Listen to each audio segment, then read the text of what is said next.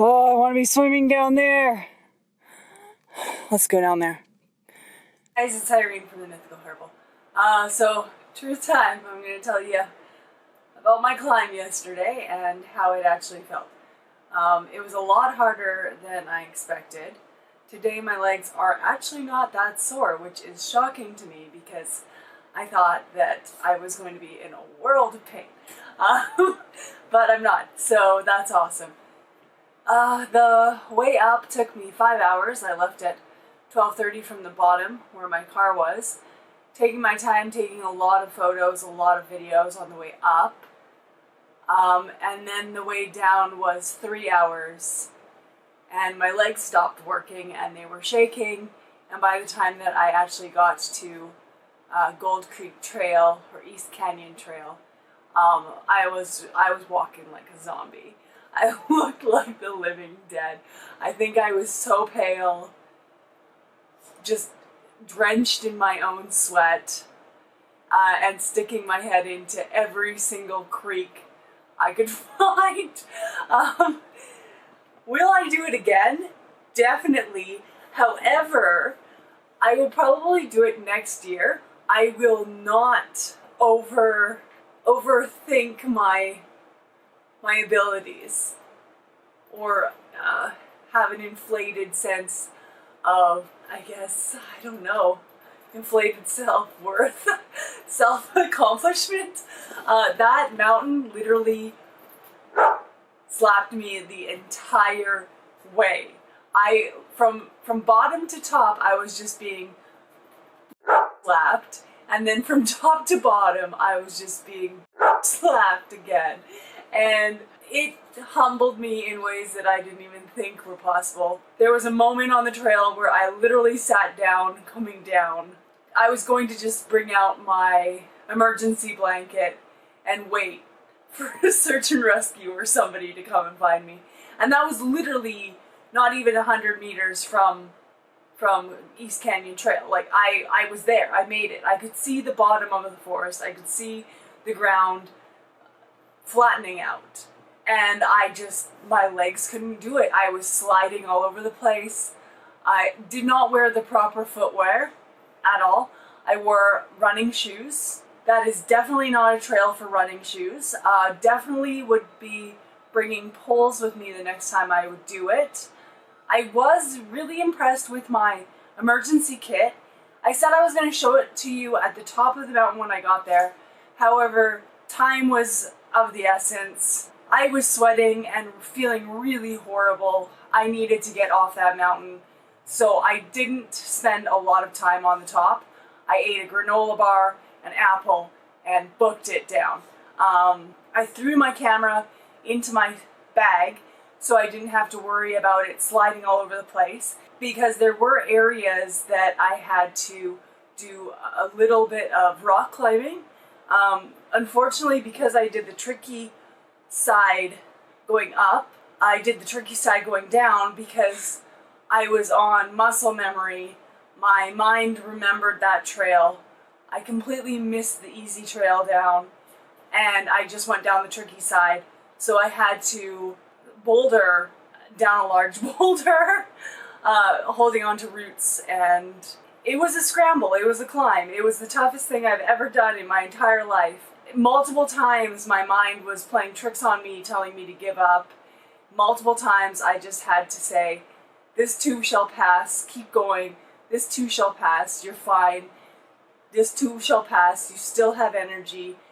Your legs are shaky, yes, but this too shall pass. It will be done once you get to the flat surface. You won't have to worry about using these different muscles that you're not really used to using. You'll be able to walk fine on the flat surface. Just get to the bottom, you'll be fine. And I made it. Yeah. I cried a lot at the top of the mountain. I climbed Mount Nutt, which is in Golden Ears Provincial Park. The trip advisory said that it would take about 7 hours. It took me 8 hours with minimal breaks. Well, no, I was breaking to film on the journey up a lot. Had I not brought my camera and was I not so focused on taking images for you guys. I probably could have done it in the 7 hours. However, I think I am a little bit kooky for doing, like, insane, I'll say it, for doing it. It was hard. It was very hard. It was a lot harder than I actually ever imagined it would be. So without further ado, this was in my survival kit. So I'll show you what I have. I put my survival emergency sleeping bag in my car. That's in my car, it's in my little kit in my car. So unfortunately I don't have it with me to show you guys. However, this is what I brought. So I had bear mace with me, which is very important, especially going into the backcountry. I walked past a secret lake. I know that there's bears around there. There was bear footprints in some of the mud, as well as tons of berries, and just, it was an environment that bears really like. So I brought the bear mace with me. I had it in my fanny pack at the front, just in case I needed to quickly whip it out and use it. So that was really important. I brought my life straw. This saved me. It saved me. I brought 2 things of water, which was not enough whatsoever. So having this on hand to whip out at the little creek beds, it was a lifesaver. Literally, it was my life straw. Because if I did not have this, I think I would have, at the bottom, gone through some sort of shock from dehydration. I was sweating so much that I literally had sweat dripping down my face, which is a first for me. Like, consistently just dripping, just sweating. So if I did not have this, I think I would have been in actual trouble. So I was really grateful that I brought this. I was really grateful for myself that I remembered to bring this. In my pack also I had my Gerber knife, which is a very handy knife. It can smash through bulletproof glass, I think. I don't know. Or helicopter. It can, like, cut through helicopter metal. Apparently it can cut through helicopter metal. I've never tried it. I don't own a helicopter. I've been in a helicopter, but I don't own one. So I've never actually had to use it to cut my way out of a helicopter. But apparently it can cut through metal. It can be used as an axe. I've used it as an axe before. Good weight, made in Portland, Oregon in the United States. Very handy blade for hiking or camping. I would highly recommend this blade to anyone who wants to be safe in the woods and know that they're protected. So yeah, I had my Gerber knife, which I always carry in the woods. I've had some close calls in the woods before. Multiple bears that I've seen. I've seen 2 cougars, and I've seen a bobcat very close to me. So just knowing that I have this is really, it puts my mind at ease. I would not use this on wildlife unless absolutely necessary or if I absolutely had to.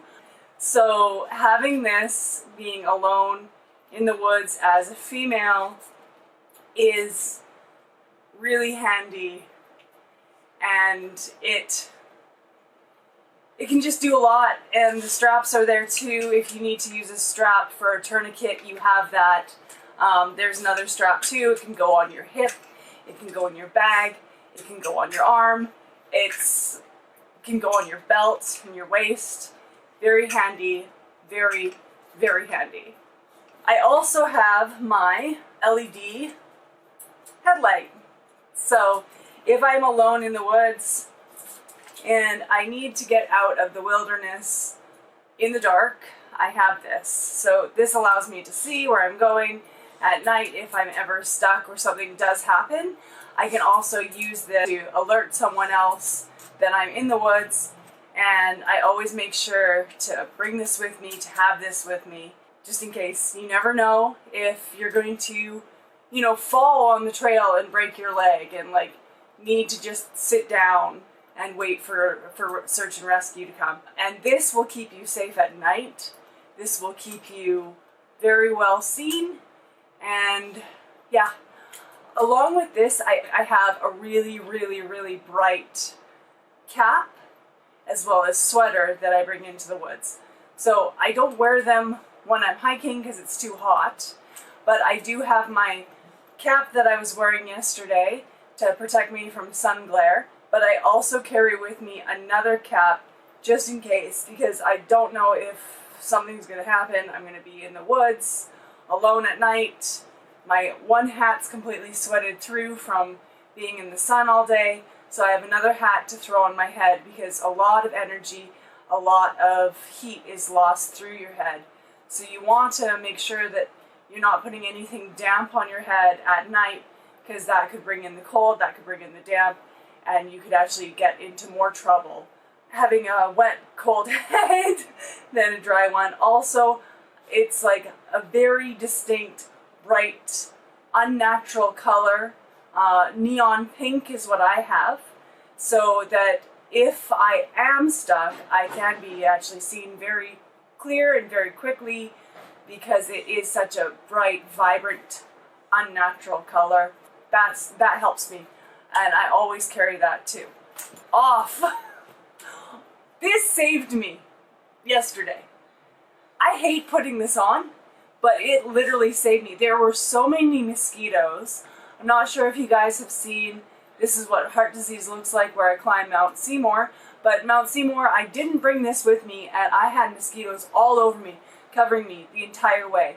So I was for sure going to bring this with me yesterday, and it helped so much. I sprayed it on at the bottom, I sprayed it on halfway to the top, I sprayed it on the top, and I sprayed it on halfway to the bottom. And if I did not have this, walking past that secret lake and some of the creek beds, I would have been covered by mosquitoes. There were bot flies, there were horse flies, there were blood-sucking insects that I've never encountered before, and this kept me safe. It kept me free of any mosquitoes or anything that was going to definitely bite me and suck out my life force. My life force. It's very important to protect your life force in the woods. So off. We got the sunscreen. Very important. Especially climbing a mountain, you're going closer to the sun. So you need at least 60 SPF sunscreen. I was slathering this on a lot. Very handy to have.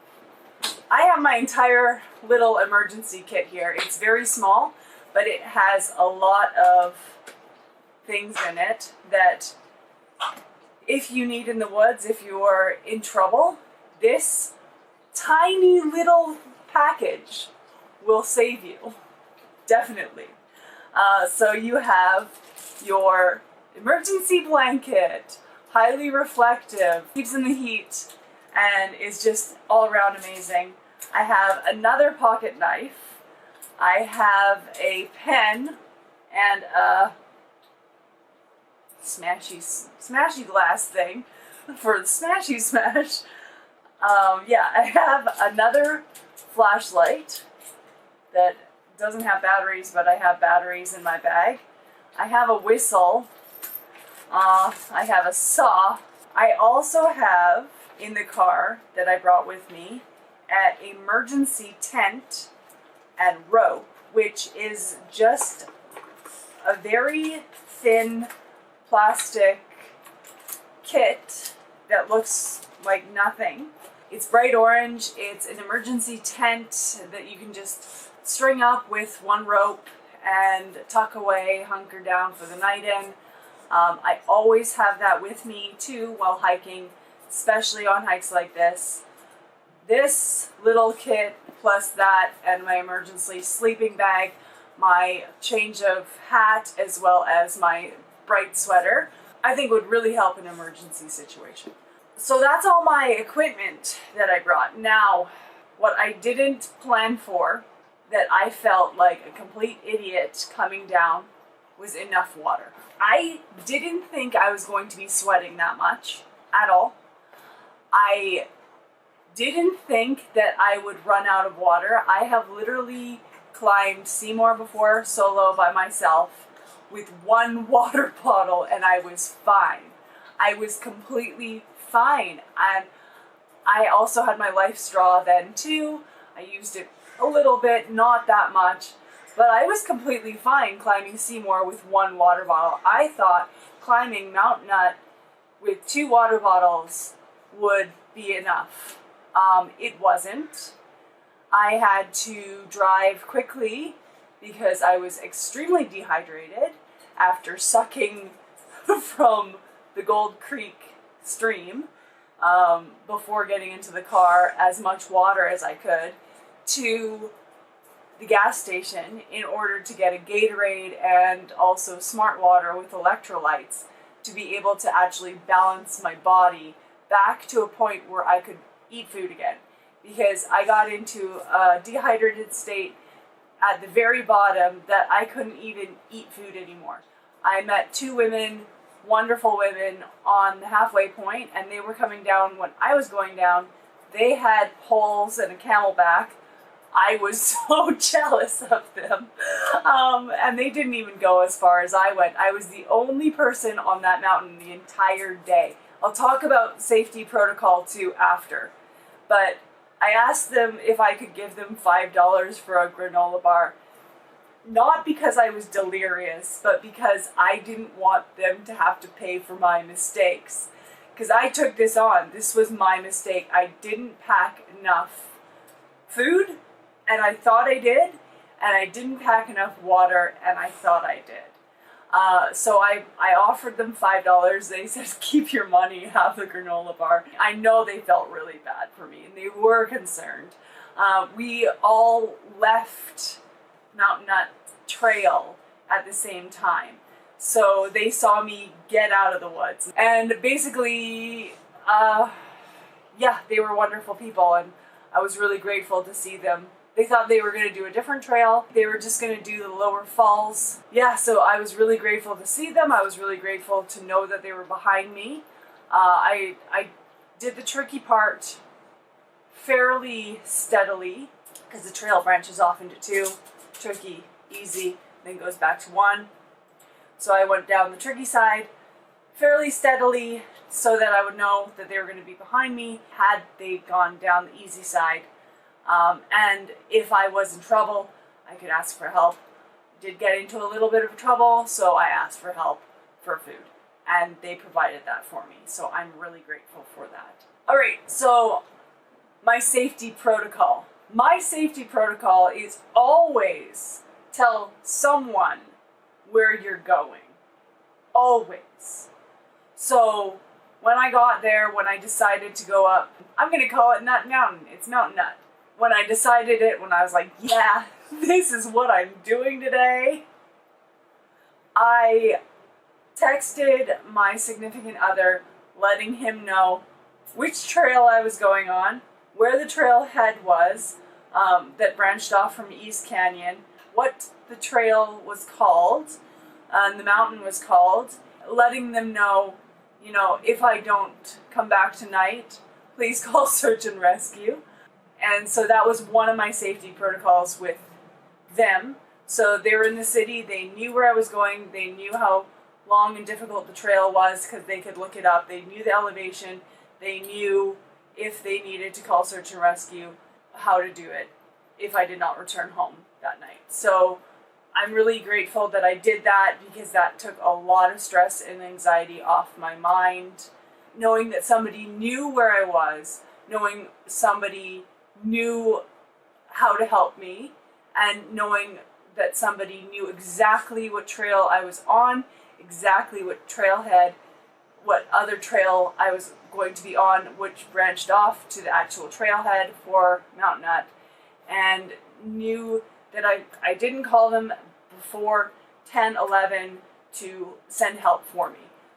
So I think that everyone should do this, even if you're hiking in a group, if you're hiking with multiple people, I still think you should do this because it just gives you a little bit of an extra safety buffer to have somebody who's not actually with the party know exactly how many people are going, where you're going, and what your plans are, and what time to expect you coming back home. So I think that that's something that I would highly recommend to anyone who would do a solo hike or a hike with friends. Just always have that safety net. Always let somebody know where you're going. Always have an emergency kit. Always grow and expand your emergency kit. After this hike, it taught me so much that I now know exactly what to have, what to pack, and what to bring for a longer hike like this. I've been hiking for years. I've been solo hiking for years. I used to live in the woods in Belcarra, where I would literally just go with my boat shoes to Jug Island Trail and do the entire thing without water, without food. Would hike up Bunsen Lake without water, without food, because being in my early 20s, I wasn't thinking at all. You know, you're just thinking, oh, it's just going to be a quick, easy little walk in the woods. Let's just do this. So now that I'm much older, I feel like I am planning a lot more when I go out. And I would just say to those young 20-year-olds, you need to plan a lot more than what I did when I was your age. Just bring water. Just bring an excess amount of water. More water than you actually think that you'll ever need. That is what I would recommend. 2 liters at most, 4 liters would be perfect. But also never forget your life straw. Your life straw is very important.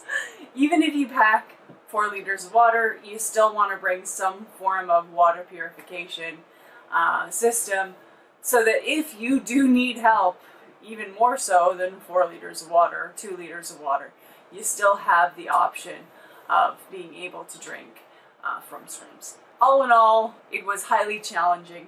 It was very rewarding at the top with a lot of crying, and then I just put my camera away and did the 3-hour descent to just focus very carefully on where I was stepping, because it was very steep in some sections. I slid a lot. I am absolutely shocked that I don't have as many bruises as what I thought I would have. There is 1 bruise on my butt where I landed on a rock, and 1 bruise here where another rock hit me. But other than that, nothing. And my legs are returning back to normal today, and I can walk. I've walked my dog already. I've done chores in my house, like the dishes and all of that, and I feel fine, which just indicates to me that the majority of what I was going through, yes, I was dehydrated, but it wasn't to the extent that I thought, and what I was actually battling going down was the psychological aspect of my mind saying, you're not going to make it, you don't have any water, even though I still had water. I was being very sparing with my water. On the way down, I had over half of a bottle still. So I was being very sparing with my water, taking sips, putting it under my tongue so that it would get into my system faster. That's a trick that I've learned throughout being in the hospital. With any medication or water or anything like that, you put it under your tongue, you wait a little while, and then you swallow it. That's for painkillers, that's for medication, that's for energy food. So when I actually got the energy bar from those women and I was exceptionally tired, I would just bite off tiny bits of it, put it under my tongue so that it absorbed faster into my system. That was one hell of a way to celebrate my rebirthday. I need my pacemaker to be reinstalled in the upcoming year, about 2022. So doing that, challenging myself, seeing my psychology, seeing that it was my own personal struggle and battle was my body to some degree, but it was mostly what my mind was telling me, and having to push those thoughts away was exceptionally challenging, because your inner dialogue, when you're in a kind of state of possible danger, just goes off. It's just bam, bam, bam, bam, bam, bam, bam, like you're thinking way too much. And so I would just stop myself and be like, no, you're fine. Nevin knows where you are. There's women behind you. Your legs are going to be fine. Your shoes will work. You will get to the bottom. You won't die. Because that was one of them. Like, you're going to die. I was like, no, I'm not going to die. I've been through worse. This will be fine. Yeah, just challenging those thoughts and just not giving up on yourself, and just challenging what your inner dialogue is saying was actually the most challenging part of the entire trip. The hill up was bad, but very difficult, and the hill down was even harder, but the thoughts is what actually had me almost sit down, put on my emergency blanket, and just cry. It's when you are feeling like you're going to faint or die or just not make it out, or you're super dehydrated, you're still on the trail, the best thing you can do is just sit down and put on an emergency blanket and wait for someone. That's it. I learned a lot from this hike. It was the hardest hike I have ever done. My watch said that I burned over 1,500 active calories, not the calories while I was just at rest, or resting calories, which is different. It was 1,500 active calories, which is crazy. That's a lot of calories. No wonder I was so hungry. And I climbed, my Apple Watch said I climbed 150 flights of stairs. And for a person who hates stairs and who's always tried to not take the stairs, that's crazy. 150 flights of stairs, and that could be give or take. That could be off a little bit, but still, it's a lot. It's a grueling grind. It makes the grouse grind look like a joke. It makes the stairs at Wreck Beach look like amateur hour. It's an intense mountain. It should be handled and treated with respect, which is what I did. Don't deviate from the path at all. Slow and steady wins the race. If you need to take breaks, take breaks. Another point that I was going to make, I didn't think that it was going to be such an intense climb. If I did, I would have taken acetaminophen with me, or some form of anti-inflammatory. And I would have actually taken 2 at the bottom, 2 at the top, 2 at the bottom. But I didn't. I did it all just with my legs and my extreme willpower and stubbornness. And I could have turned back at the halfway point and been, or the first view, and been completely satisfied with the results, because that was so high. I didn't need to push myself up further, and that would have actually been more appropriate had I stopped at the first lookout and walked back, because I had enough water and everything to make it up and back completely fine, completely safe, completely relaxed. I wouldn't have gone through this huge psychological battle going down. I would not have felt the way I did when I got to my car. But I didn't. I chose to really challenge and push myself, and I did it. I did it. And this morning I'm fine. I ate breakfast. I did my chores, like I said. And it's just another challenge under my belt that I've done and I've accomplished. And I will do again, because I want to challenge myself again.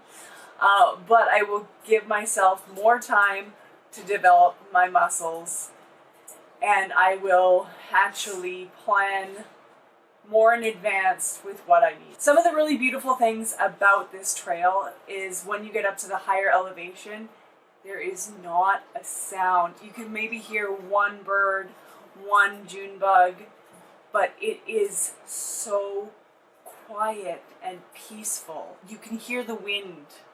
It's that quiet. There are also plants that I have never seen before, types of flowers that only grow on high elevations that I have never seen before, with hundreds of bees. I never thought that many bees would be on the top of the mountain, but there are. That was just so stunning to see because I have such a huge interest in botany, and I am one of the docents over at the Van Dusen for the Bloedel Conservatory. So seeing that type of foliage that I've never seen before, that only grows on high elevation, was just so beautiful to me. And it really showed that I did do something out of the ordinary when I have been able to now see this gorgeous flora that I have never seen before, unless I'm up at the top heights with the elevation on certain mountains where that flora grows. I did this all for research. I wanted to push myself. I wanted to see how it felt. I wanted to see how I was thinking, what I was thinking about, what my fears were. And I had to really take care of myself in order to not actually have that mindset fool me into trying to rush down the mountain. So I actually had to have compassion for myself and allow my body to go through what it was going through in order to not rush myself. So I was able to accomplish something that I never thought was possible because I am so much stronger than I had ever thought I was. And I didn't let myself down. I didn't get into trouble. I allowed myself to plunge my head into the freezing cold river when needed. I allowed myself to look like an idiot sucking up from my life straw, just down on my hands and knees with all my equipment thrown off to the side. I allowed myself to just do what I needed to do without judging myself for doing it. And I think that is a really good lesson. If you're a beginner and wanting to get into it, I wouldn't recommend this mountain. I would recommend something small. Like I said, I've been doing this for years. This is the hardest climb I've done, definitely, but it's not my first climb. And it's not my first solo climb. Always be prepared. It's better to be over-prepared than under-prepared. In this situation, I thought I was being over-prepared, when in actuality, I was definitely under-prepared. Always be prepared. Always pack more than what you think that you're going to need. Always take your time if you need to. Start off small. If you're looking for an awesome hike with great views, I would highly recommend Seymour Mountain. Dog Mountain's great. More to the top is amazing.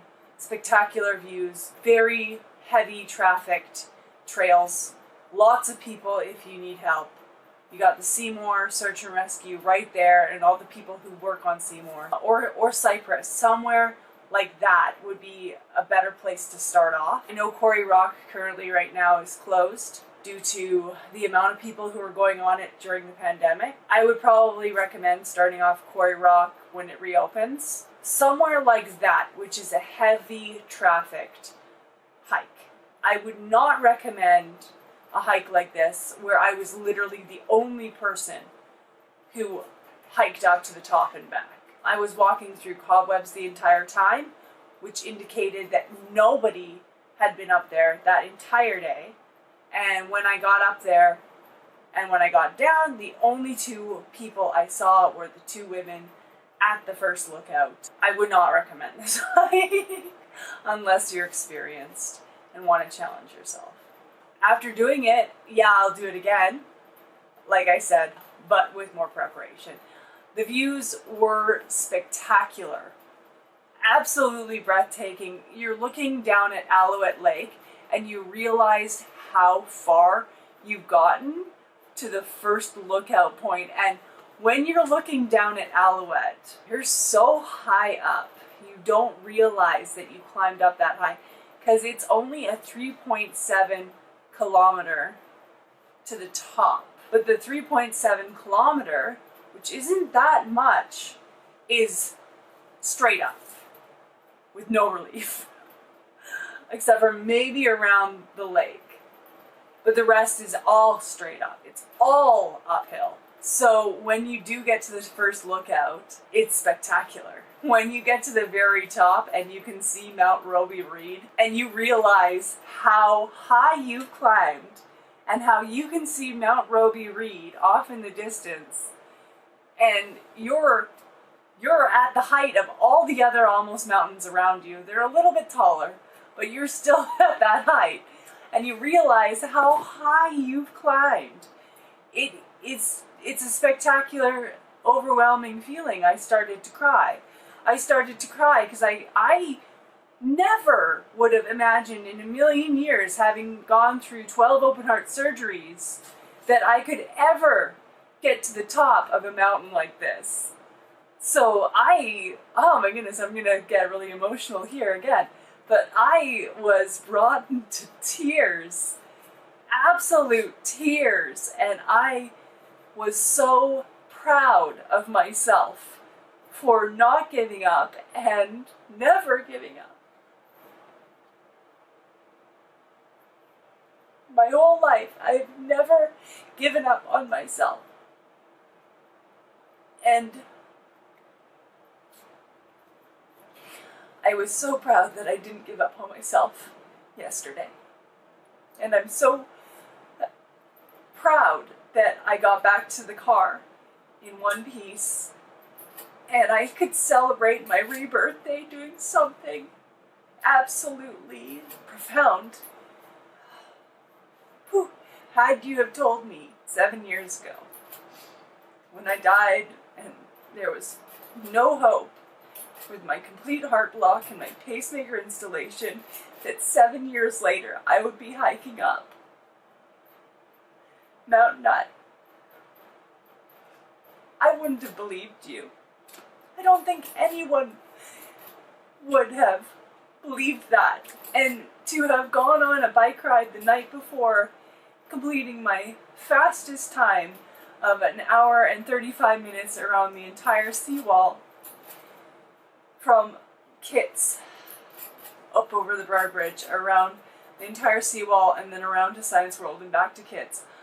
And then the next day to go and for 8 hours climb a very hard local mountain. I wouldn't have believed you. I am so blessed with my cardiologists. I am so blessed for my neurologists, my infectious disease doctors, my Pacific Adult Congenital Heart Clinic. I am so blessed that I live in Canada and have medical. I am so blessed that so many people have worked so hard on keeping me here. And I'm so blessed for my cardiologist and the amount of support she gives me and telling me that I can do this. It's so refreshing and positive to have someone who says I can. So yeah, I'm going to continue climbing. I just need to purchase some things like a camelback and poles and wear my actual hiking boots. Bring more water because I will be climbing more mountains. I will be filming more climbs and more adventures around the West Coast. And I will be proving to people with heart conditions that you can do anything that you set your mind to. If you'd like to sponsor me, I would be so grateful. I will be doing another hike soon. It will be coming out. I will film it. It won't be like this. It won't be this one. It'll be a different one. Yeah, and thank you so much for watching. If you've gotten your way all the way to the end, please comment a little treat in the comment section below. So I just see who's watching, who's interested. Thank you so much for the support. on my channel. Thank you so much for the support that you guys have all been giving. I am so grateful for just the views and your support. Yeah, let's show the world what a person with transposition of the great vessels can do in this life. Yeah. Like, share, subscribe, and never be afraid to pursue the why. And if you think you can't do it, you can. You just need practice and the right equipment.